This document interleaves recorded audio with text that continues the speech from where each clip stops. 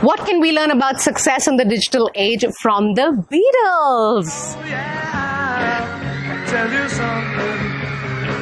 I think you love Welcome to us. Thank God It's a Story Saturday, a weekly video series where I share stories with you that you can use to make your messages stick. So today's story is about the Beatles, but I read this story in Malcolm Gladwell's The Outliers a long time ago. So a lot of us know about the amazing success Beatles have had since 1964 when they came to America and they became this loved, admired and successful band. But a lot of us don't know what happened in the 1960s. In the 1960s, when the Beatles were still a high school struggling band, a gentleman by the name of Bruno, a nightclub owner from Hamburg, Germany, came to Liverpool looking for rock and roll artists to play in the strip clubs in Hamburg, Germany. Philip Norman, who wrote the biography of the Beatles, says that at that time in Hamburg, there were no rock and roll clubs, there were only strip clubs. So Bruno owned one such club and he got the Beatles to play there. Now, what was different about playing in Hamburg, Germany was not that the audience were really nice or the opportunity was great. The fact was that in these nightclubs, strip clubs, the artists had to play for eight hours in a row because the club owners thought that that was a good way to attract traffic. So instead of playing like an hour or so, they would play for 8 hours. Bruno brought the Beatles to Hamburg, Germany, and got them to play at a club called Indira. Now, when they started playing there, the kind of performances and the data behind the performances they had between 1960 and 62 really is surprising. Let me read some of it for you. Okay, so they ended up traveling 5 times to Hamburg, Germany between 1960 and 1962.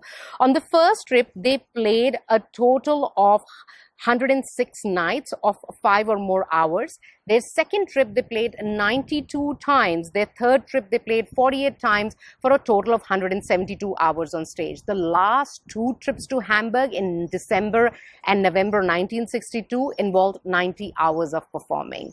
All of these numbers together resulted in performing 1,200 times. They had performed that many times before they became famous in 1964. Now that number 1,200 is an extraordinary number because a lot of the artists do not perform that many times in a lifetime. So when 1964 came, they had a lot more confidence merely because they were just turning up in these clubs and performing repeatedly. In one of the interviews that John Lennon gave after the Beatles disbanded, he said, "We became more confident, and instead of playing for 1 hour, usually our favorite numbers back in Liverpool, we were playing for such long hours. You end up getting mastery." Now, what's the point I'm trying to make? The point I'm trying to make is that a lot of us know the 1964, the Beatles success story, but you can't tell the 1964 success story unless you actually back it up with the 1960s story. Today, we don't need Bruno. We don't need a nightclub called Indira. We have platforms to be successful in this digital world. Whether you want to be a data scientist, a storyteller, or some another amazing discipline expert, use the social media platforms. Use it as a place to show up repeatedly and gain mastery. Stay storied. I will see you here next Saturday with another story.